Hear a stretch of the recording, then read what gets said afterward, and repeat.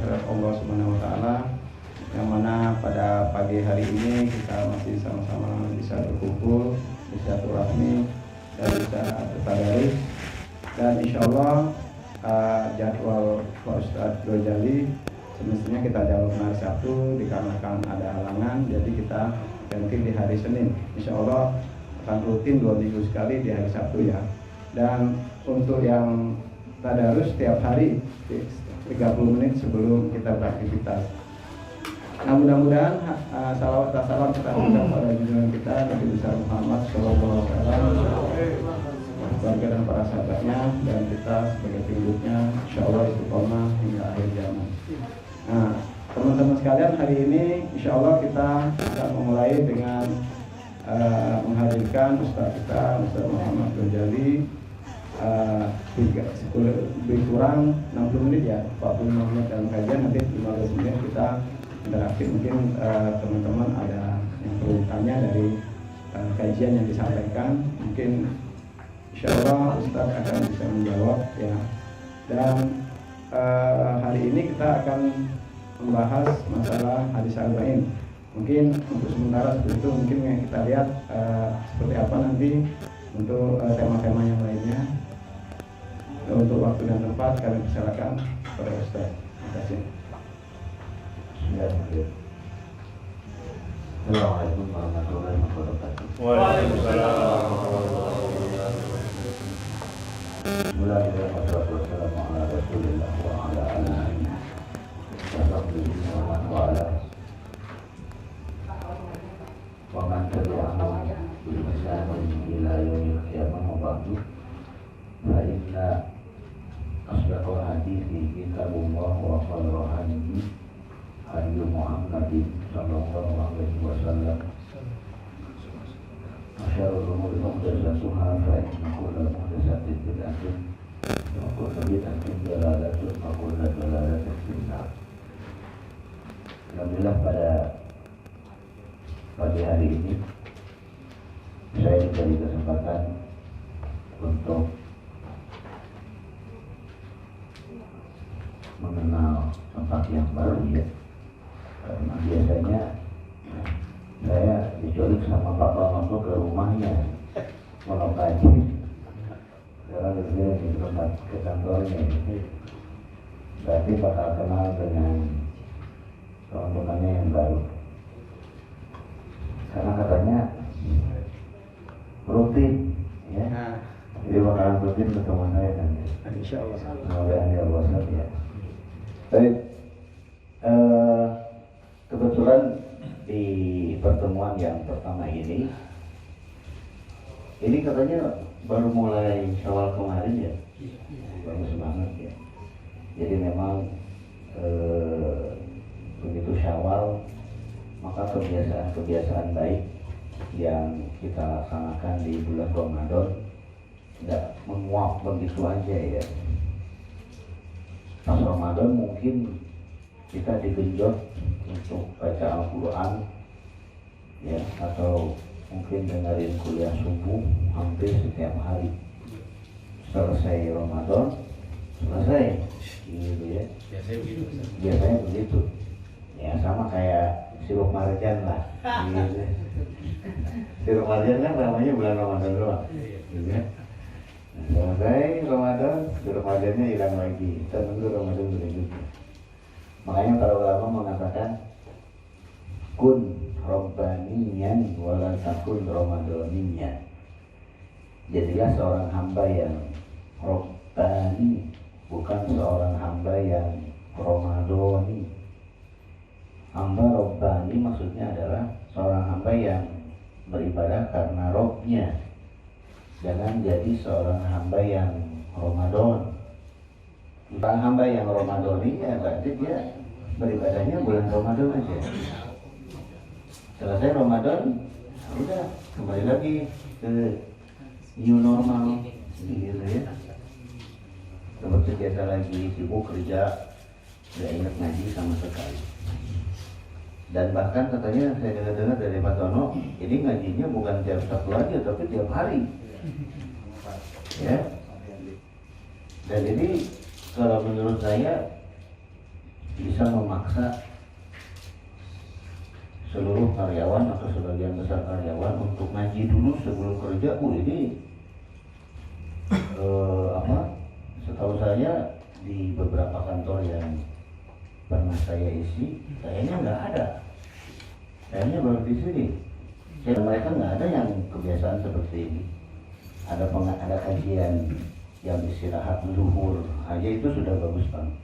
Ini memang ngaji tiap hari pagi-pagi, gitu ya. Itu ini untung banget. Karena ya tentu saja ya, jangan lupa wudhu dulu, ya fikih-fikih berkaitan dengan Al-Quran ini jangan dilupakan ya. Wudhu dulu, kemudian setelah kajian sholat duha atau sebelum kajian sholat duha, mumpung ya. Ini kiblatnya dari mana sih, ke sini ya? Apa ke sana? Sana. Kiblatnya ke sana? Oh, Soalnya. di mana di mana? Lantai 2. Oh tadi, oh gitu. Oh kiblatnya ke sana ya. Kemudian sholat duha dulu 2 rakaat ya. Males-malesnya 2 rakaat aja. Kalau yang mau sholat duha ya. Karena kalau di rumah itu kadang kita tuh males ya. Tapi di sini mumpung bau-bau surganya masih ada, ini dulu ya. Habis ngaji itu biasanya tuh ya sekalian aja sholat duha 2 rakaat. Nah, bikin ngajinya jangan lupa sholat wudhu dulu ya, karena kita ngikutin mazhab Syafi'i ya, tidak boleh menyentuh Quran kalau tidak punya wudhu ya. Kemudian yang perempuan yang sedang haid berarti ngaji tapi nggak pegang Quran boleh. Yang sedang haid kan hanya boleh ngajinya aja, megangnya enggak. Seperti itu ya. Nah kemudian dan sini seharusnya Sabtu ya di situ.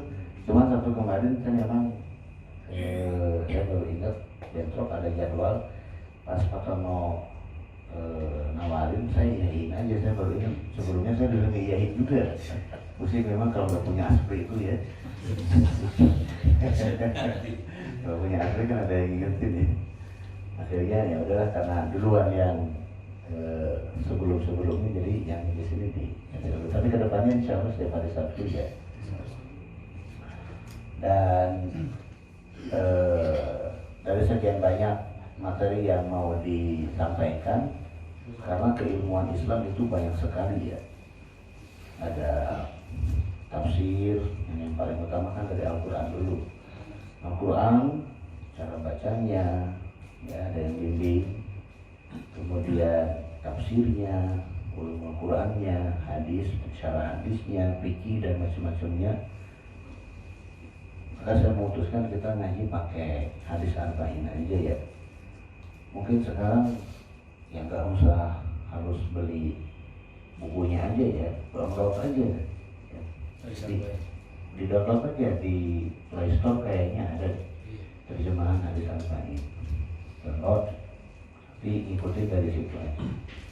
Karena hadis arba'in ini disusun oleh Imam An-Nawawi ya. Isinya ada 42 hadis. Kita di Pondok Rajik udah hampir selesai ya? 39, 40, 41, 42. Baru udah berapa lama tuh? Di setahun lebih. Setahun lebih tuh. Ngabisin hadis arba'in dengan libur lah, hafal dan sebagainya. Nah di sini kita akan coba mengurai hadis arba'in, karena hadis arba'in karangan Imam An-Nawawi ini termasuk yang sering banyak dipakai di pesantren. Bahkan teman-teman pengajian apapun afiliasinya itu mereka menjadikan hadis arba'in sebagai pegangan ya, dihafal dan seterusnya. Kita nggak mesti harus dihafal lah, ngapalin customer aja udah pusing ya. Itu ngapalin hadis lagi enggak lah, yang penting kita dengar isinya aja ya. Dan kebetulan Imam An-Nawawi ini dan menjadikan hadis mengenai niat itu di bagian yang pertama ya. Harusnya kajian mengenai niat ini dimulai di program ini dilaksanakan ya. Ini udah berjalan berarti sekitar hampir 1 bulan ya. Nah, bagus berarti ya. Dan Hadis mengenai niat ini oleh Imam An-Nawawi dijadikan di bagian yang pertama, bukan di hadis arba'in aja, ya, tapi beberapa kitab beliau, ya, itu ada hadis arba'innya juga, ada hadis niatnya juga, ya, ada Sholihin. Kalau pernah lihat terjemahannya, hadis pertama dimulai dengan hadis mengenai niat. Kemudian kitab Al-Azkar karangan Imam Nawawi juga mengenai zikir-zikir. Yang pertama mengenai bab niat juga, ya. Dan ini mengikuti mengikuti teknik penulisan yang ditulis oleh Imam Bukhari di dalam Sahih Bukhari-nya, ya. Kenapa Imam Bukhari? Sahih Bukhari pernah dengar nggak? Enggak. Al-Quran pernah dengar nggak? Masa nggak tahu Al-Qurannya bahaya, ya.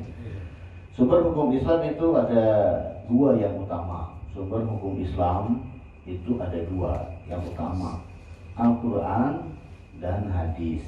Itu, ya, itu yang utama. Karena Al-Quran dengan hadis nggak bisa, ya, dibikin sendiri, itu nggak bisa. Al-Quran Allah yang menurunkan, ya, hadis juga sama. Al-Quran dengan hadis berasal dari mulut yang sama, berasal dua-duanya dari mulut Rasulullah SAW. Dan baik Al-Quran ataupun hadis, dua-duanya adalah wahyu dari Allah. Bedanya apa? Kalau Al-Quran ditulis di mushaf, diperintahkan oleh Rasulullah. Kalau hadis ketika itu belum diperintahkan untuk dibukukan. Jadi kalau turun ayat yang baru, Rasul itu manggil para sahabat yang ada ketika itu. Ya, kalau ujung-ujung dapat wahyu, ini ada siapa nih? Panggil, tulis barusan dapat wahyu, bacain, taruh di ayat setelah ini, taruh di ayat ini setelah ini, dan seterusnya. Jadi tata letak ayat-ayat Al-Quran itu bukan hasil karangan Rasul, bukan hasil karangan para sahabat, bukan.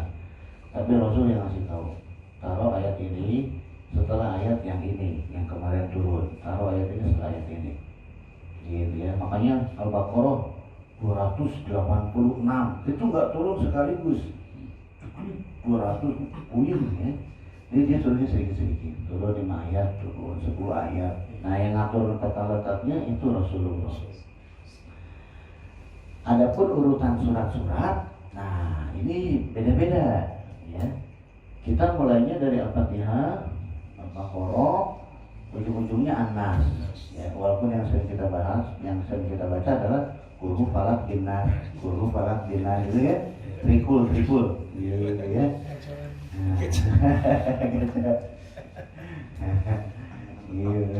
Nah, ini urutannya itu para sahabat baru berbeda-beda, ya. Para sahabat berbeda-beda. Urutan yang kita kenal sekarang Al-Fatihah, Al-Baqarah sampai dengan An-Nas, ini urutan yang dipilih oleh Utsman bin Affan, ya.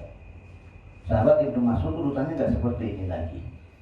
Bahkan menurut Ibnu Mas'ud, ya, Qul Falaq bin Nas itu nggak dimasukkan ke dalam Al-Quran. Coba bayangin, ya, Qul Huwallahu Ahad, Qul A'udzu Birabbil Falaq dengan Qul A'udzu Birabbin Nas oleh sahabat Ibnu Mas'ud di dalam mushaf Ibnu Mas'ud itu tidak dimasukkan. Nggak tahu dari kemana dimasukkannya. Untungnya tidak sampai ke kita. Jadi yang sampai ke kita itu adalah yang kita pegang sekarang. Ya, urutan itu bisa seperti itu. Kalau hadis, nah ketika itu hadis itu kan segala sesuatu yang diucapkan, yang dilakukan oleh Rasulullah, itulah hadis. Jadi Rasul itu gak ngapa-ngapain aja, itu tuh direkam oleh para sahabat. Sahabat pernah melihat Rasul minum sambil berdiri. Oh, Rasul minumnya sambil berdiri, diriwayatkan nanti. Sahabat pernah melihat Rasul minum sambil duduk, diriwayatkan. Makanya hadis mengenai minum, apakah berdiri ataupun duduk, dua-duanya ada, gitu, ya. Walaupun yang diperintahkan itu yang harus duduk. Jadi ada perintah, nanti ada hadis mengenai, ada hadis itu kan nanti kalau dilihat dari definisinya kan perkataan dan perbuatan. Maka nanti ada hadis perkataan, ada hadis perbuatan. Dan menurut ulama usul fikih, hadis perkataan itu harus didahulukan dari hadis perbuatan. Seperti misalkan Rasul mengatakan menikahlah, ya, kemudian maksimal 4. Rasul sendiri istrinya 9, ya 11 sebetulnya, tapi 2 orang meninggal. Jadi hadis perkataan itu didahulukan. Nah makanya, cuma ketika itu belum ditulis, ya ketika itu belum ditulis. Jadi hanya dilihat, kemudian diingat-ingat oleh para sahabat, disampaikan ke sahabat yang lain, disampaikan ke muridnya, ke tabi'in dan seterusnya, baru ya mulai ditulis, dicatat tuh ya ketika 200 tahun ya setelah Rasul wafat itu baru mulai ada yang menulis. 200 tahun pertama hadis itu belum ditulis, masih dihafal. Untungnya, kenapa dihafal ya? Karena memang orang ketika itu hafalannya masih kuat-kuat. Kalau Al-Quran atau hadis, atau Rasulullah diutusnya di Indonesia, habis Islam. Ya, hafalannya membre ya. Untuk turunnya itu di sana, hafalannya kuat-kuat. Karena mereka sudah terbiasa menghafalkan syair-syair, sudah terbiasa menghafalkan nasabnya. Ya, saya kalau misalkan nanya, misalkan antum tahu nggak kakek antum yang ke-6 siapa? Bingung ya. Kakek sendiri aja karena nggak tahu, bapaknya bapak ya, atau bapaknya ibu sendiri karena kita nggak tahu nama aslinya. Nah kalau di sana itu enggak, dididik dari kecil tuh untuk menghafalkan siapa nama bapaknya, kakeknya, sampai ketulus ke atas. Jadi memang hafalannya kuat. Jadi ketika mendapatkan Al-Quran atau mendapatkan hadis, mereka langsung menghafalnya. Nah, jadi hadis itu seperti itu ya. Dan dari sekian banyak hadis-hadis yang dibukukan, ada Sahih Bukhari namanya, dikarang oleh Imam Al-Bukhari dari Bukhara. Bukhara itu kalau sekarang mungkin adanya di Uzbekistan ya, Asia Tengah. Bayangin dari Asia Tengah nyari hadis sampai ke sampai ke Irak. Ini jalan kaki tentu saja ya, naik kuda, bukan naik pesawat. Kemudian Imam Bukhari mengumpulkan hadis. Kemudian Imam Bukhari punya murid namanya Imam Muslim. Bukhari Muslim, hadis-hadis yang dibukukan, dicatat, direkam oleh Imam Bukhari dan Imam Muslim, ini adalah rujukan yang kedua hukum Islam. Ya, jadi hadis yang disepakati keabsahannya, ya, keorisinalitasannya, kekuatannya itu Bukhari dan Muslim, walaupun di bawahnya ada lagi ya 6 kitab hadis yang pertama Bukhari, Muslim, Bukhari, Sahih Bukhari, Sahih Muslim, Sunan Abu Dawud, Sunan At-Tirmidzi, Sunan An-Nasai dan Sunan Ibnu Majah. Ini adalah 6 kitab induk dalam ilmu hadis ya. Hukum Islam itu semuanya putarnya di 6 kitab ini. Kalau Al-Quran jelas, cuman hadis itu yang paling disepakati keabsahannya itu adalah kekuatan hadisnya adalah Sahih Bukhari dan Sahih Muslim. Jadi kalau misalkan kita baca hadis, kan kita suka ada tuh hadis nama sahabatnya, kemudian hadisnya riwayat HR, suka ada tulisannya HR itu kan? Hadis riwayat. Ya. Hadis riwayat, ya, bukan Haji Ramdan, bukan ya, hadis riwayat. Ya. Hadis riwayat jangan Bukhari Muslim, ya. Imam Bukhari dan Imam Muslim gitu maksudnya. Bukan satu orang namanya Haji Bukhari Muslim, bukan ya. Karena mungkin ya ada orang tua ya, karena sering baca buku Bukhari Muslim, jadi nama orang ya. Nih, gue punya anak mau kasih nama Bukhari Muslim, ada itu. Dosen saya itu namanya Ustaz Bukhari Muslim gitu. Yang terinspirasi dari sering baca ada, jadi Bukhari Muslim, ada itu nama 2 orang. Diriwayatkan oleh Imam Bukhari di dalam Sahih Bukhari, diriwayatkan oleh Muslim di dalam Sahih Muslimnya. Nah kalau ada hadis yang Bukhari Muslim ataupun istilahnya muttafaqun alaihi, saya lihat baca, berarti hadisnya sangat-sangat kuat sekali. Nah Sahih Bukhari itu memulai hadis yang pertamanya itu dengan hadis niat, ya. Oke, kita baca di sini. Itu prolognya ya. Hadis yang pertama an Amirul Mukminin Abi Hafsin Umar bin Khattab radhiyallahu anhu, dari Amirul Mukminin. Ya, Amirul Mukminin, Amir itu adalah pemimpin, mukminin orang-orang mukmin. Pemimpinnya orang-orang mukmin. Orang mukmin ini harus ada pemimpinnya. Orang mukmin ngumpul nggak ada pemimpinnya itu nggak boleh ya. Bahkan di dalam perjalanan pun 2 orang melakukan perjalanan, salah satu harus jadi amirnya. Harus ada jadi pemimpinnya. Makanya ya ini ibadah haji dibatalkan ya enggak? ya. Amirul Haji. Nah, kita pernah dengar Amirul Haji ya. Pemimpin ya ibadah haji tahun ini siapa? Ditentuin. Ya.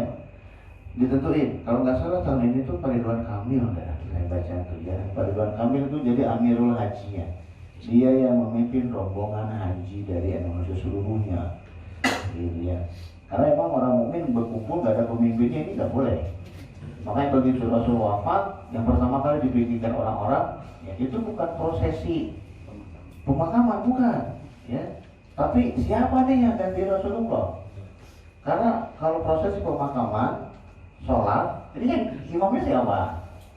Jadi sebelum ya mengurus, makanya Rasul meninggal hari apa? Rasul meninggal hari apa? Hari Senin. Sekarang, ya. Rasul wafat hari apa? Rasul lahir hari apa? Senin. Ya, Rasul lahir hari Senin, meninggal hari Senin juga. Makanya kenapa kita para sahabat ada yang puasanya nyenen, ya, nyenen ngemis. Karena Rasul lahirnya hari Senin. Dan ini makanya boleh, bukan hanya Rasulullah aja ya, kebetulan aja Rasulullah lahirnya hari Senin. Makanya beliau saumnya Senin. Antum lahirnya hari apa? Oh, saya lahirnya hari Sabtu. Boleh nggak saumnya hari Sabtu? Ya silakan. Saum karena lahir kita hari Sabtu itu nggak masalah. Gitu ya. Nah, Rasul lahirnya hari Senin, meninggalnya juga hari Senin. Ya, meninggalnya hari Senin, disolatnya hari apa? Hari Rabu. Bayangin coba. Disolatnya hari Rabu, kenapa? Ini alot. Menentukan pemimpin itu amat banget. Wah, tarik ulur, siapa yang harus jadi pemimpin? Umar. Akhirnya Umar ngambil tangan Abu Bakar, saya baiat Abu Bakar, semuanya sepakat. Baru setelah ada pemimpinnya, kemudian disolatkan dan seterusnya. Bayangin, kenapa? Karena menentukan pemimpin itu lebih penting. Nah, di sini disebutnya Amirul Mukminin, pemimpin orang-orang mukmin. Ketika Rasul wafat, yang naik kan Abu Bakar ya, kemudian setelah Abu Bakar, kemudian Umar, urutannya seperti itu, Khulafaur Rasyidin itu ya. Rasulullah, kemudian ketika wafat kan ada penggantinya. Pengganti bahasa Arabnya itu adalah khalifah, ya, khalifah. Khalifah itu secara bahasa artinya adalah pengganti. Kemudian ketika Abu Bakar naik disebutnya itu dipanggil itu khalifah, ya khalifah, gitu kan?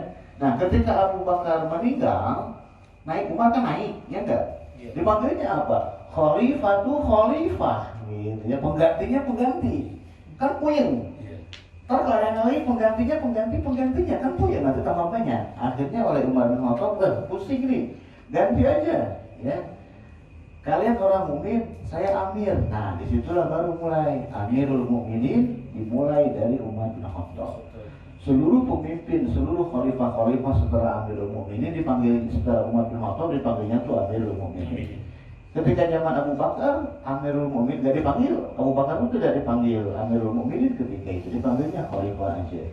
Tapi ketika Umar mengusulkan sebuah istilah baru yaitu Amirul Mukminin, maka setelahnya sebutnya itu Amirul Mukminin Utsman bin. Kalau lagi tarawih kan suka begitu ya enggak? Amirul Mukminin bubar. Itu ya.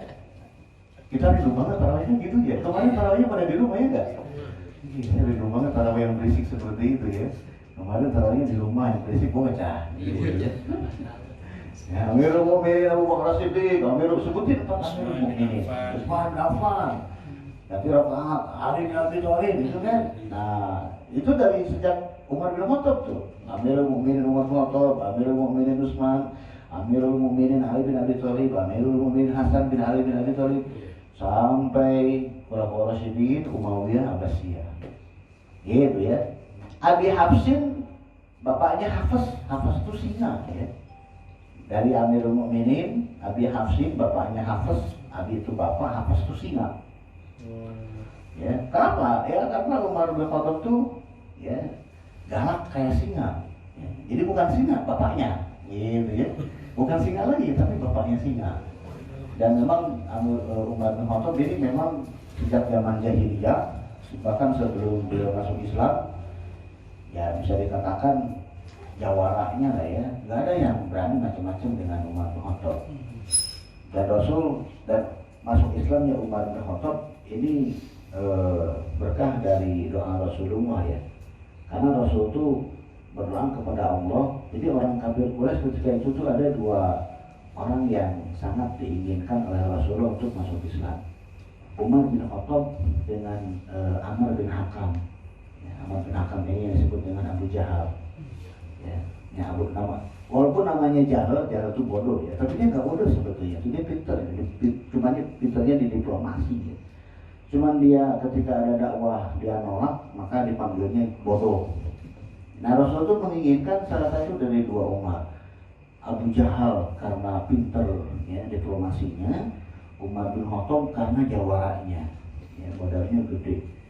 Umar bin Khattab itu kalau naik keledai kakinya nyampe, ya. Kalau naik keledai itu di bawahnya kuda lah ya. Kalau naik keledai, kalau yang lain kakinya ngangkat, kalau itu kakinya nyampe ke tanah. Saking gedenya ya. Nah, akhirnya Allah mengabulkan Umar bin Khattab yang masuk Islam. Abu Jahal ternyata tetap dalam kekafirannya ya. Makanya ketika Umar bin Khattab masuk Islam, orang kafir Quraisy mikir-mikir, Umar bin Khattab udah masuk Islam, kita nggak bisa membuli seenaknya. Sebelum Umar bin Khattab masuk Islam, orang kafir Quraisy itu berani ya, Rasulullah dicekik ya, sama selendangnya diginiin. Bayangin coba nanti diginiin, bakal demo berjilid-jilid itu. Zaman dulu itu belum ada ya. Bisa didemo itu.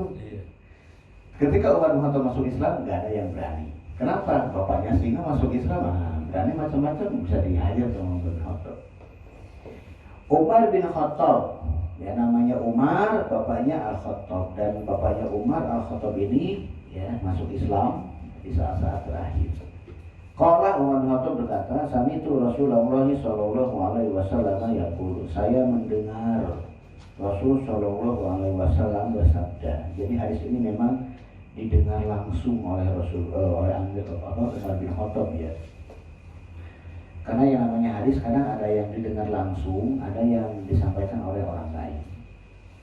Sallallahu alaihi wasallam. Salawat dan salam tercurah atas beliau. Dan ini memang ya di antara salah satu adab ketika ngaji ya, ketika disebutkan Rasulullah SAW itu harus baca Sallallahu Alaihi Wasallam atau yang semisalnya ya. Allahumma bisa seperti itu ya, atau Sallallahu Alaihi Wasallam juga bisa. Kenapa? Males. 10 kali disebutkan nama Rasul SAW, 10 kali juga kita mengucapkan Sallallahu Alaihi Wasallam. Jangan antara jalan sekali aja enggak. Kenapa? Karena di hadisnya itu disebutkan, di hadis riwayat Tirmidzi disebutkan al-bakhil man dzukirtu indahu wa lam yusalli alayya. Orang yang bakhil sudah jadi bahasa Indonesia. Orang yang bakhil adalah yang disebutkan nama saya, kemudian dia tidak bersolawat. Gitu ya. Kenapa sih harus bersolawat? Ya, karena solawat itu kan berarti mendoakan Rasulullah ya. Sebenarnya Rasul itu nggak perlu doa kita ya. Tapi ketika kita mengucapkan solawat, itu solawat yang kita sampaikan, yang kita ucapkan ketika mendengar nama Rasulullah, itu tuh sampai ke Rasulullah. Ya, jadi Rasul itu tahu, oh ini solawat. Semakin sering dia mengucapkan Sallallahu Alaihi Wasallam, maka akan semakin dikenal oleh Rasulullah. Bayangin umatnya segitu banyak, ada berapa miliar dari semenjak zaman Rasulullah sampai sekarang. Setiap kali mengucapkan salawat itu dikenal. Jadi nanti ketika di akhirat, nah kita kan pasti akan minta syafaat nanti. Ya, di akhirat kita butuh syafaat uzma, syafaatnya Rasulullah SAW. Orang minta syafaat ke Nabi Ibrahim nggak berani ngasih syafaat.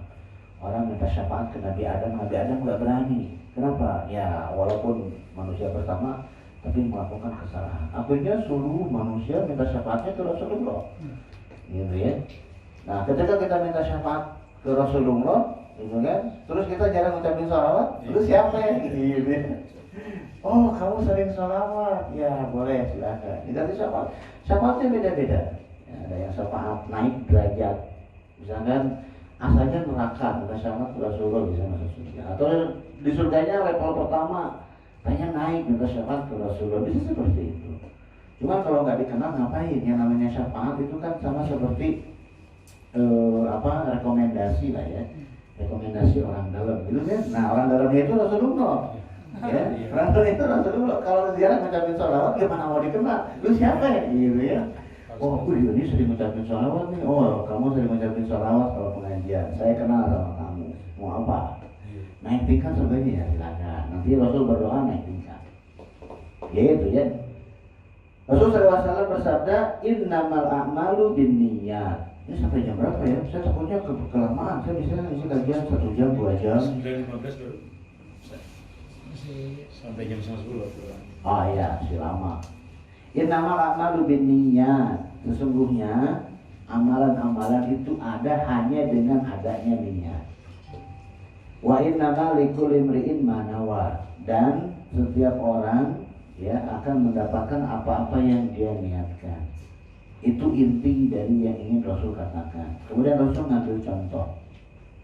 Jadi seluruh amalan ya itu ada jadi sahih, mendapatkan pahala kalau ada niatnya.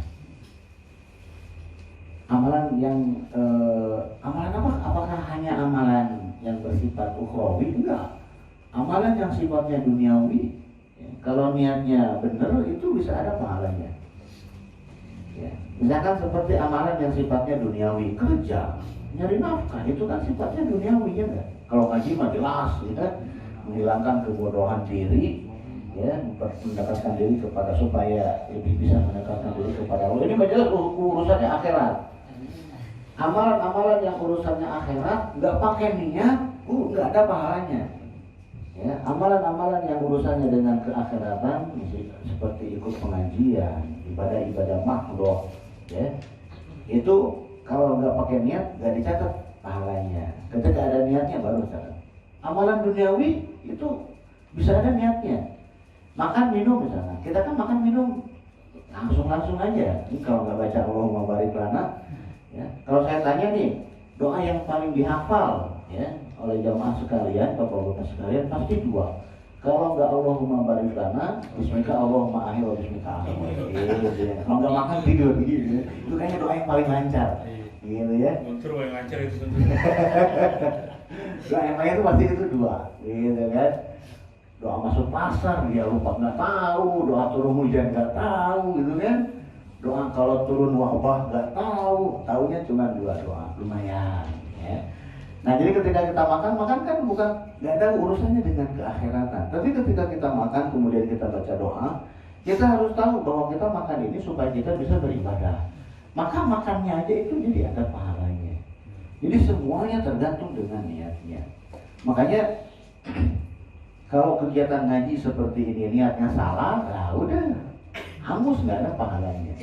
Tapi kalau misalkan ngaji di sini untuk mendapatkan ya kebetulan hari ini atau hari Sabtu yang berikutnya nanti ada pengajiannya. Tapi kalau pas nggak ada saya, gitu ya, tetap harus ngaji. Ayo ngaji dulu. Nah, nggak enak disuruh bos nggak ngaji. Ya udah, nah itu niatnya udah salah, sayang banget, ya. Dan walaupun istilahnya tuh dia tidak ada kajian dengan saya setiap hari. Kalau hari biasa kan hanya ngaji Quran aja ya. Itu tuh pahalanya gede. Ya, jadi bukan hanya sekedar istilahnya itu disuruh sama Pak Tono lah atau misalkan disuruh sama siapa lah Maru yang lain lagi masa saya enggak gitu kan. Kalau niatnya seperti itu, ya kalau niatnya seperti itu rugi banget. Udah rugi tenaga, rugi waktu, nggak ada pahalanya. Padahal ngaji Al-Quran itu pahalanya banyak banget. Sekali duduk, kalau nggak ada saya ya, kalau nggak ada saya itu ngaji berapa menit? 1/2 jam. Itu dapat berapa ayat? 1 halaman. 2 lembar. Banyak itu mah, 2 lembar. 1/2 jam bisa dapat 2 lembar. Itu tuh pahalanya banyak banget. Al-Quran itu dihitungnya itu bukan per lembar. Pencatatan pahala Al-Quran itu dihitungnya itu bukan per lembar, bukan per halaman, per huruf. Ya. Rasul mengatakan man qara'a harfan min kitabillahi falahu hasanatun wa hasanatu bi asyri amsalihha. La aqulu alif lam mim harfun walakin alifun harfun wa lamun harfun wa mimun harfun. Jadi barang siapa yang membaca Satu huruf dari Al-Quran dia akan mendapatkan satu kebaikan, dan satu kebaikan ini jika dibandingkan dengan kebaikan yang lain itu 1:10. Satu kebaikan Al-Quran dibandingkan dengan kebaikan yang biasa itu 10 bandingannya. Ya. Kemudian Rasul mengatakan, saya tidak mengatakan alif lam mim itu satu huruf, akan tetapi alif satu huruf, lam satu huruf, mim satu huruf. 2 lembar itu berapa hurufnya? 2 lembar itu berapa huruf? Tapi kan saya bacanya salah-salah. Ya, gimana ini? Yang bacanya benar cuma yang pembimbingnya gitu. Gimana ini? Jangan takut. Di hadis yang lain disebutkan al-mahir bil Qur'an ma'asaf farasil kiramin bararah. Walladzi yaqra'ul Qur'an wa yatata'u fihi wa huwa 'alaihi syak lahu ajran. Disebutkan seperti itu. Orang yang mahir. Mahir itu apa sih? Mahir itu adalah penyanyi, mahir zen. Bukan kan? Mahir itu jago ya. Orang yang jago baca Al-Quran, pahalanya sudah bukan angka lagi. Orang yang jago baca Al-Quran, pahalanya bukan angka, tapi dia selevel dengan malaikat. Safaroh, kirom, baroroh. Malaikat yang safaroh banyak safar, kirom yang mulia, baroroh yang malaikat yang selalu membuat kebaikan. Levelnya udah selevel malaikat kalau ngajinya bagus, mahir. Ya. Yang namanya mahir ngaji itu apa? Makhorijul hurufnya benar, hukum-hukum tajwidnya benar, ini mahir. Ya, jangan kecewa. Ada terusannya. Walladzi yaqra'ul Qur'an wa yatata'u fihi, dan orang yang membaca Al-Qur'an kemudian dia terbata-bata. Terbata-bata itu apa? Salah lempar bata, salah lempar bata. Bukan seperti itu. Ya, terbata-bata tuh kalau saya dengerin tadi, makanya begitu saya datang jadi saya dengerin dulu. Yang pembimbing ngajinya seperti apa, yang lain ngajinya seperti apa, dan memang masih ada beberapa yang sepertinya masih terbata-bata, walaupun nggak terlalu parah, karena saya pernah yang lebih parah lagi. Saya kan mengajar pasien juga di situ. Jadi setiap kali pendaftaran baru itu pasti dites dulu, karena kita nggak langsung asal masukin aja. Kita tahu dulu ini ya kemampuannya, skill bacanya di mana. Ada yang lancar, tapi kho dengan ha masih ketukar, ha dengan ha masih ketukar, ya, sa dengan sa, sya, so itu masih ketukar, ya, bisa bedain nggak? Nah, pusing, ya, kita mau bablas, semua, ya, sin semua, ya, a'udzubillahi minas syaiton, ya, syaiton, ya, pukul apa semua, enggak, beda-beda, ada fa, ada sa, ada so, ada sya, gitu ya. Jadi ya selain penting memang membedakan mana kunyit, mana jahe, itu penting ya. Tapi lebih penting lagi mana ta, mana sok, gitu ya. Ukur semua, za jadi sin juga ya. Kalau Betawi itu bukan azan ya, asan. Jadi jim, azan. Ya. Orang Sunda jadi dal, adan. Orang Sulawesi jadi asan. Gitu ya. Ada orang Sulawesi di sini. Jadi mereka tidak panggilnya Ustaz, mau kemana Ustaz? Gitu ya. Kalau di orang Sunda jadi Ustad, gitu ya. Nah, enggak seperti itu. Ya, kalau bisa makhorijul hurufnya pas, mana yang 2 harokat, mana yang 4 harokat, mana yang 6 harokat, mana yang nunnya jelas, mana yang nunnya disamarkan, mahir. Selevel sama malaikat. Kenapa sih selevel sama malaikat? Karena Al-Quran ini disampaikan oleh malaikat Jibril ke Rasulullah. Dan malaikat Jibril ketika menyampaikan Al-Quran kepada Rasulullah seperti itu, dengan bacaan yang sangat sempurna. Nah, kemudian Rasul ya menyampaikan kepada sahabat seperti malaikat Jibril menyampaikan kepada Rasulullah, bacanya sama terus sampai sekarang. Ya, pas sampai kesini aja baru berantakan. Nah, kalau yang baca Al-Qurannya terbata-bata dan dia merasa kesulitan, wa huwa alaihi syak, syak itu artinya kesulitan. Para ulama di situ ketika berbicara mengenai kesulitan berarti apa?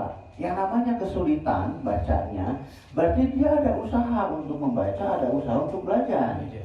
Kalau misalkan dia baca tapi wajahnya ya anteng gitu kan, tiis gitu kan, datar gitu kan, itu ya dia nggak peduli mau bacaannya benar mau bacaannya salah, dia anteng aja. Dia nggak ada kesulitan untuk belajar. Namanya belajar Al-Quran itu susah banget, saya aja susah banget, ampun-ampunan ya, cuma nggak saya terusin. Saya tahu kalau saya terusin nyari guru yang lebih tinggi lagi, saya bakal didamprat lagi, salah lagi. Setidaknya saya pikir udahlah lumayan lah gitu kan. Nah, yang bacanya salah-salah banget, bismillah, itu tuh kan tebak-tebakannya parah banget. Lahu ajron, pahalanya 2, coba bayangin. Yang bacanya parah aja itu pahalanya 2. Tadinya ini sebagiannya di atas parah lah, dia mendingan lah. Parah di atasnya dikit lah, mendingan lah ya. Itu pahalanya 2. Pahalanya 2 saya. Pahalanya 2. Ya. Satu aja Pak. Pahalanya 2, pahala bacaan. Nah, ulama 2 ini apa sih? Pahala bacaan dengan pahala usahanya. Ya. Ada bacaannya dengan pahala usahanya.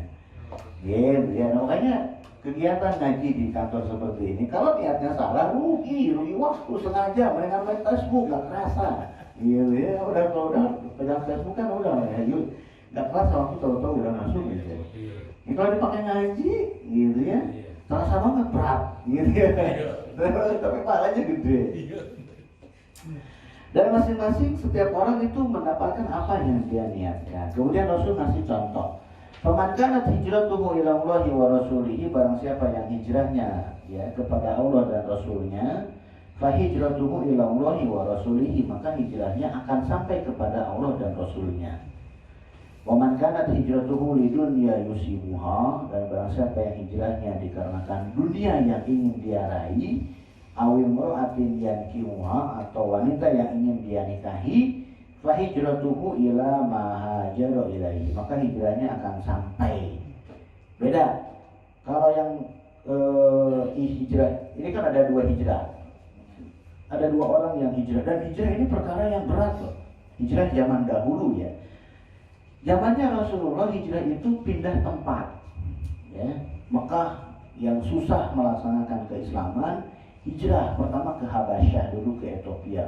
Di Ethiopia ternyata nggak tenang, karena mata-mata dari Mekah ngikut ke Ethiopia juga, ke Habasyah juga, ngerecokin, ngegembosin. Ada penyusup masuk ke Ethiopia, gini. Habasyah itu Ethiopia sekarang ya, gini dipersulit dan seterusnya. Akhirnya balik lagi ke Mekah, kemudian sampai hijrah ke Madinah. Ya, kenapa? Karena di Madinah Islam bisa dilaksanakan dengan tenang. Kalau di Mekah Islam malah didiskriminasi ya. Makanya hijrah. Ini perkara yang sangat besar sekali, hijrah ini. Harus meninggalkan kampung halaman, harus meninggalkan rumah, keluarga, kerabat, gitu kan. Yang satu hijrahnya karena Allah dan Rasulnya, yang satu hijrahnya karena dunia. Ya, kenapa kamu hijrah ke Madinah? Di Madinah marketplace-nya lagi bagus, buset gitu ya. Marketplace ngomongnya, gitu ya. Kenapa hijrah ke Madinah? Cewek Madinah cakep-cakep bro, gitu ya. Niatnya nggak bener. Padahal hijrah ini perbuatan yang sangat, amalan yang sangat besar sekali. Kalau yang satu hijrahnya karena mengikuti perintah Allah dan Rasulnya, yang satu hijrahnya karena dunia dan karena wanita. Yang hijrahnya karena Allah dan Rasulnya, di hadinya disebutkan akan sampai kepada Allah dan Rasulnya. Allah dan Rasulnya diulang. Tapi yang hijrahnya untuk dunia dan perempuan akan sampai. Nah, dunia dan perempuannya nggak disebutin lagi. Ya, nggak disebutin lagi. Kenapa? Saking hinanya itu nggak disebutin lagi. Harusnya kan barang siapa yang hijrahnya karena dunia dan perempuan, maka hijrahnya akan sampai kepada dunia dan perempuan. Harusnya gitu kan? Ini mah enggak. Kenapa? Saking hinanya perkara dunia. Di situ disebutkan barang siapa yang hijrahnya karena dunia dan perempuan. Padahal perempuan ini bagian dari duniawi juga. Perkara duniawi ini ada harta, tahta, wanita, gitu kan? Ini semuanya perkara duniawi.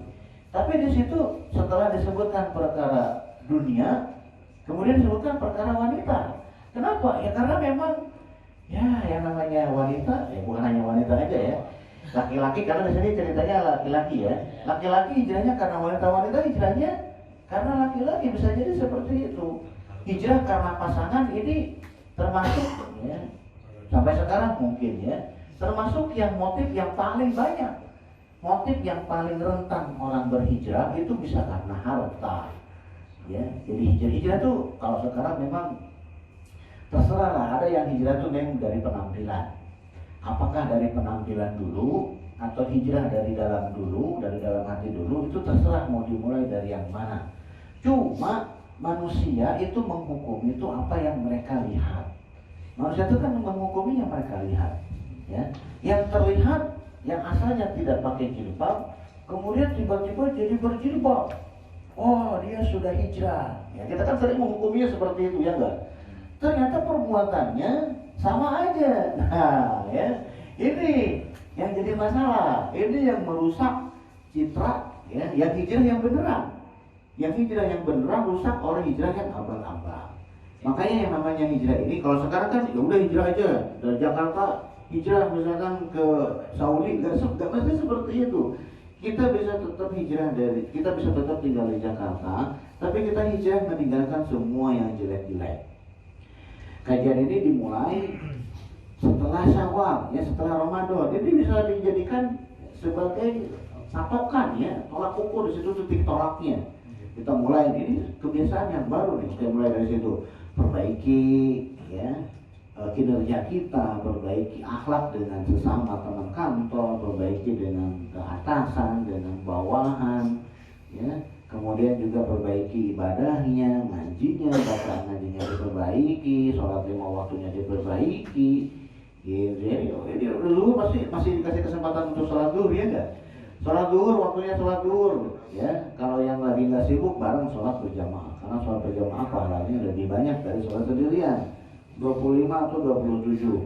Sholat asar ada kesempatan waktu sholat juga enggak? Dikasih. Karena kantor yang lain itu belum tentu bisa. Saya punya teman, saya kan nanya, dia pindah asalnya di negeri itu, kemudian pindah ke kantor yang lain. Itu belum tentu dia bisa sholat. Kenapa? Tergantung atasannya dulu nih. Ya, atau atasannya sama-sama muslim masih kesempatan, enak. Kalau bukan, ya repot ya. Makanya bisa beribadah dengan tenang, difasilitasi oleh kantor, dikasih kajian. Jadi nggak usah nyari kajian kemana-mana. Saya pengen ikut kajian nih, ada Ustadz Anu, ya, di bloknya nggak bisa hadir karena harus kerja di kantor. Ustadznya datang ke kantor, gimana nggak enak sih, Pak? Ini sebuah nikmat, ya. Tapi itu dia, kalau niatnya salah, terpaksa, ya. Karena kalau diajak kajian sama teman, ngaji yuk, sorry bro, gue sibuk nih. Ngaji yuk, ya Pak. Beda rasanya, enggak. Kalau misalkan ngajinya karena iya Pak, nggak enak sama bos dan seterusnya, kan niatnya udah salah. Kita ngaji itu karena kita memang butuh pahala, kita butuh ilmu, ya. Kemudian di sini disebutkan, nah ini implikasi dari hadis ini kan bercerita mengenai niat, ya. Di dalam niat, ketika kita berbicara niat, maka ada dua perkara. Niat secara fikih, ya, dan niat secara tauhid. Yang namanya niat, nawayani niatun, ya. Itu pertama, ya, dari segi fikih, yang namanya niat itu adalah yang membedakan mana adat, mana ibadat. Ya, niat dalam perkara-perkara fikih fungsinya adalah membedakan mana yang adat, mana ibadat, dan mana satu ibadat dengan ibadat yang lainnya. Ya. Nahan tidak makan, tidak minum, ini niatnya apa? Apakah niatnya diet? Apakah niatnya shaum wajib? Apakah niatnya shaum sunnah? Shaum wajib juga niatnya harus jelas. Shaum wajib yang mana? Ramadan kah? Qadha kah? Nazar kah? Shaum wajib kemudian dibedakan dengan shaum sunnah. Apakah Senin Kamis, Syawal, itu harus pakai niat. Jadi jangan saum. Dia tidak berniat spesifik, nggak boleh seperti itu. Di mazhab Syafi'i niat itu kudu spesifik, detail, ya, shaum wajib, dan seterusnya. Makanya sampai dilafadzkan supaya apa? Supaya ya, walaupun di mazhab yang lain melafadzkan niat itu memang dibid'ahin, ya. Kita ngikutin mazhab Syafi'i aja. Di mazhab Syafi'i niat dilafadzkan itu untuk membantu seluruh mazhab, ya, mazhab Hanafi, Maliki, Syafi'i dengan Hambali, seluruh mazhab itu sepakat niat itu di dalam hati tempatnya. Ya. Nah, cuma orang kadang kalau tidak dilafadzkan itu nggak ngeh hatinya. Jadi dilafadzkanlah, nawaitu shauma ghadin, ya, an ada ifad di syahri Ramadan. Nah, hadis sanati fadlillahi ta'ala. Kita diajarin dari kecil seperti itu, ya enggak? Ya. Tahu artinya enggak? Enggak. Gitu. Padahal yang paling penting itu tahu artinya. Lafaz bahasa Arabnya itu enggak penting. Percuma ngucapin lafaz niat berbahasa Arab, tapi detail-detail perlafannya enggak ngerti. Karena yang paling penting kenapa? Karena mengetahui terjemahannya itu membantu yang di dalam hatinya. Antum ngucapin nawaitu shauma ghadin, tapi kalau di dalam hatinya ngebayangin yang lain, nggak dihitung niat. Mazhab Syafi'i berijtihad melafazkan niat, walaupun mazhab yang lain enggak. Mazhab yang paling dekat lah mazhab Hanbali. Di mazhab Hanbali, nawaitu shauma ghadin, usolli fardhu zuhri itu dibid'ahin, bayangin coba. Usolli fardhu bid'ah lu, kan disebut bid'ah tuh ya. Tapi di mazhab Syafi'i enggak, hasil ijtihad ulama-ulama mazhab. Niat dilafazkan itu bisa, silakan. Kalau ya hatinya sering lalai, bukan lalai kelelawar, bukan ya. Kalau hatinya sering lalai, sering lamun, mengucapkan usul fardhu zuhri arba'a raka'atin, usul fardhu subhi raka'ataini, itu dipersilakan kalau dia sering ngelamun kemana.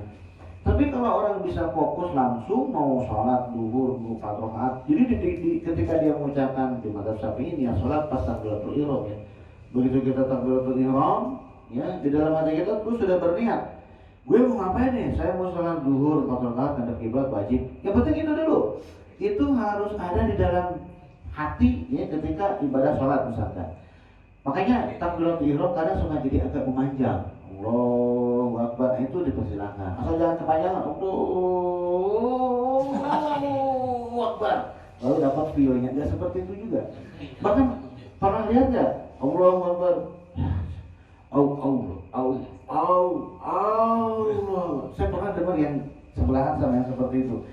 Kita yang di sebelahnya jadi kesel banget. Nah itu yang terkena penyakit was-was. Padahal cukup yang ada di dalam hati. Sholat duhur 4 rakaat ngadep kiblat hukumnya wajib selesai. Ya. Nah itu diharapkan menjadi usul fardhu zuhri arba'a raka'atin mustaqbilal kiblati.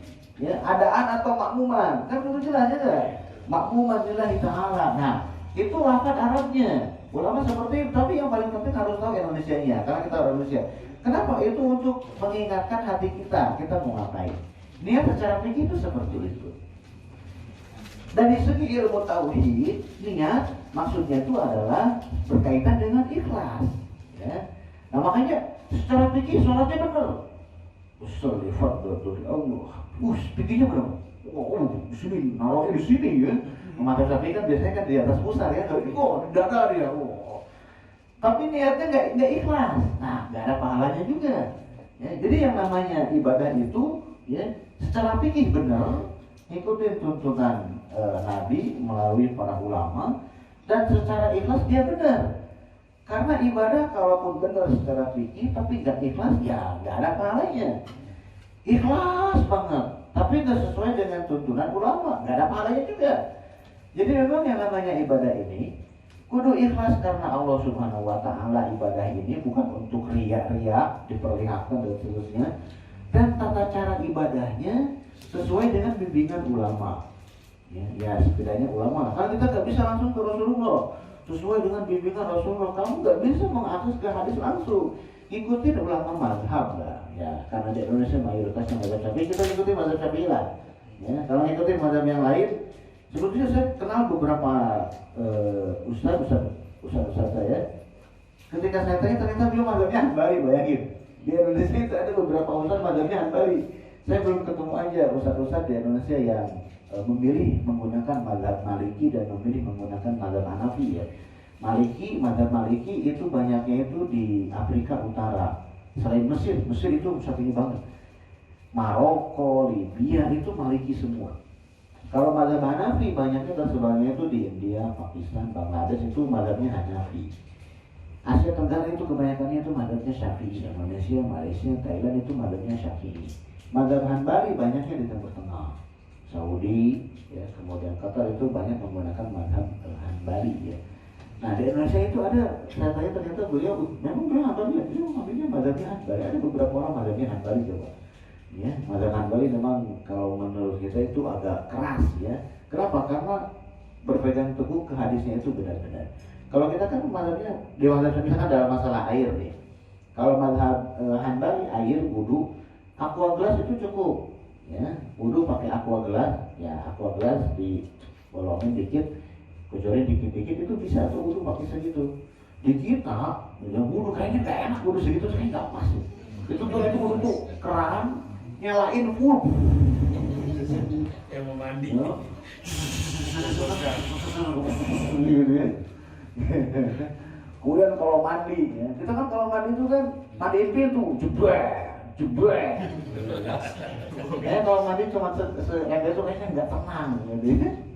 Gitu ya, padahal nggak seperti itu juga ya. Jadi hadis ini berkaitan dengan niat, apakah ikhlas karena Allah atau karena manusia.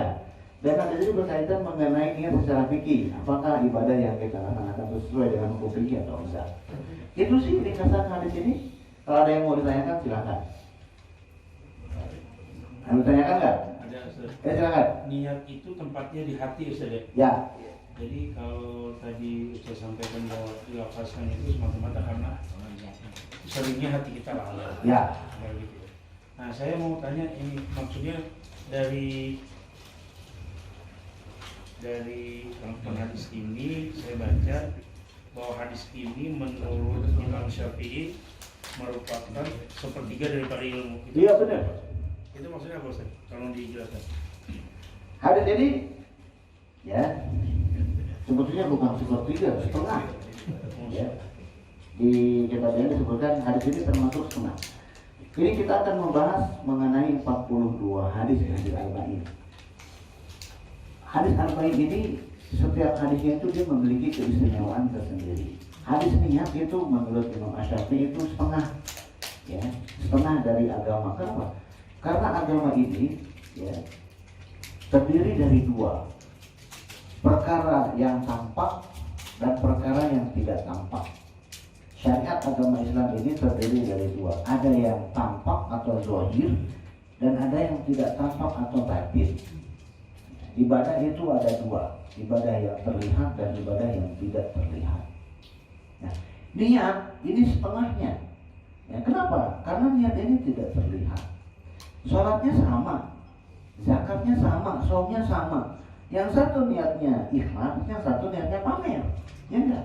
Walaupun sama, makanya ketika orang melakukan suatu ibadah, dia punya dua sisi. Sisi ibadah yang terlihat oleh orang lain dengan sisi niat yang tidak terlihat oleh orang lain. Ketika kita ibadahnya benar, niatnya benar, kemudian prakteknya secara fikih juga benar 100%. Ya, seluruh syariat itu sudah dia laksanakan. Tapi kalau dia hanya fokus ke syariat yang terlihat, tapi tidak fokus memperbaiki dirinya untuk selalu ikhlas, berarti dia cuma dapat sepotong. Makanya beliau mengatakan, Imam Syafi'i mengatakan hadis niat ini setengah dari agama. Nah, kenapa? Karena perkara agama ini ada yang terlihat dan tidak terlihat. Ketika kita memperbaiki niat, maka setengah dari ibadah yang tidak terlihat ini, urusan hati itu sudah kita tutupi. Jadi seperti itu maksudnya. Ada pertanyaan lagi nggak? Ya.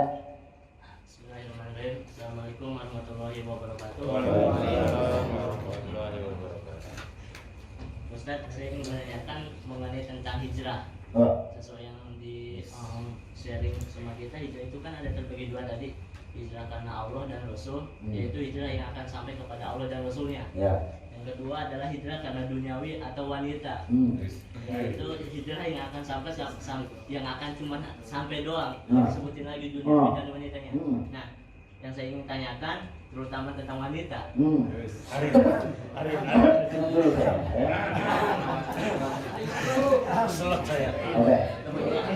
Gerak.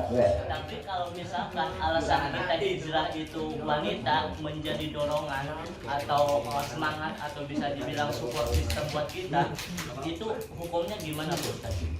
Jadi wanita itu alasan kita untuk semangat beribadah. Jadi support system lah gitu. Tapi hukumnya itu gimana? Apa baik atau gimana Ustaz? Mohon penjelasannya. Terima kasih. Bukti sudah sholat duha belum Ustaz? Bukti jangan lupa tahajud ya. Jadi disebut dengan buaya syar'i ya. Buaya syar'i. Kalau buayanya konvensional kan beda lagi. Ya, kita ke mall yuk gitu ya. Kalau buaya syar'i kan kayak gitu. Bukti jangan lupa tahajud gitu ya. Aduh, bocah.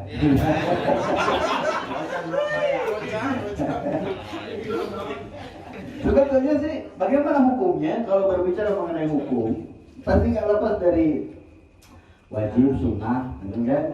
mubah, makruh sama haram, gitu ya. Yang seperti itu bagaimana sih? Ya.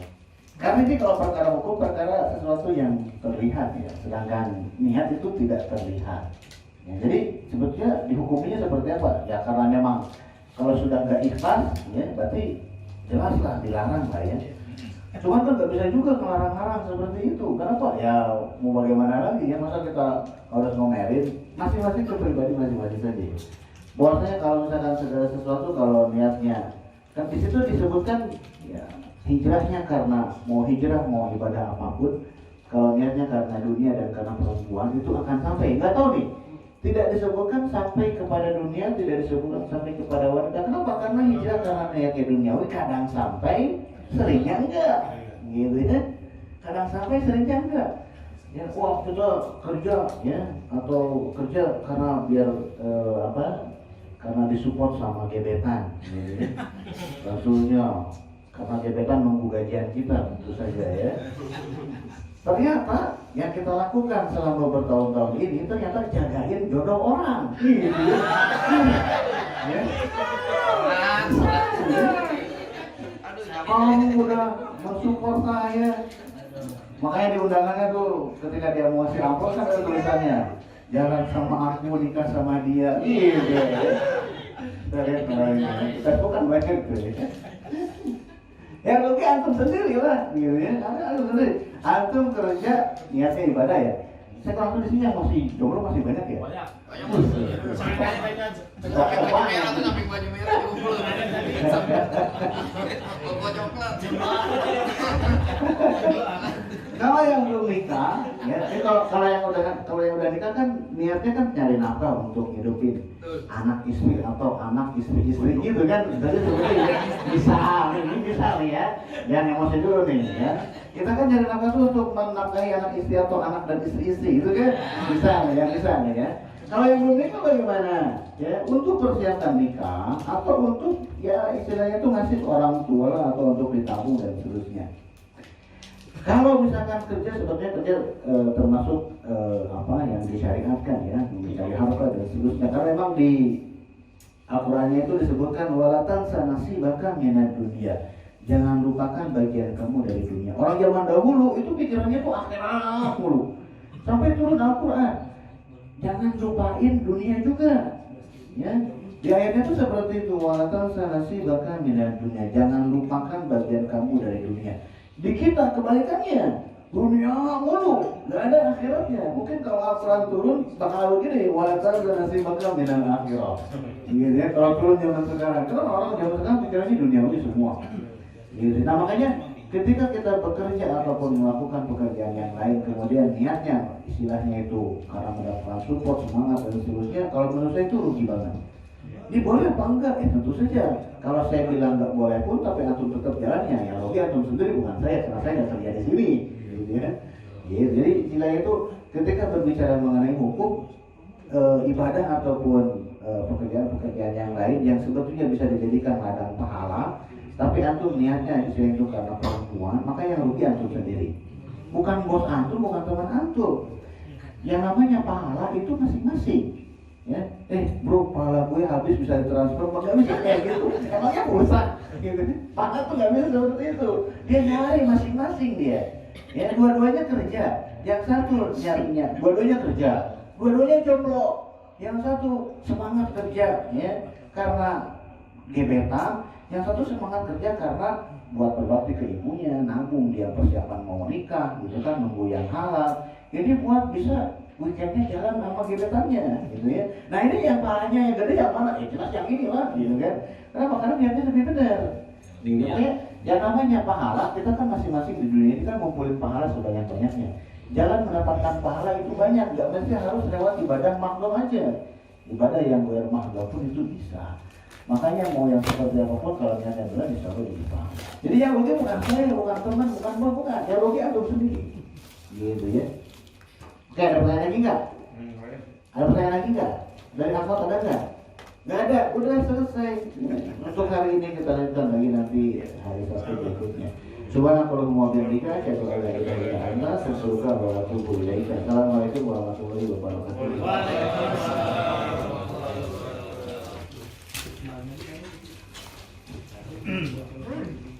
Terima kasih Pak Ustaz atas kajian hari ini.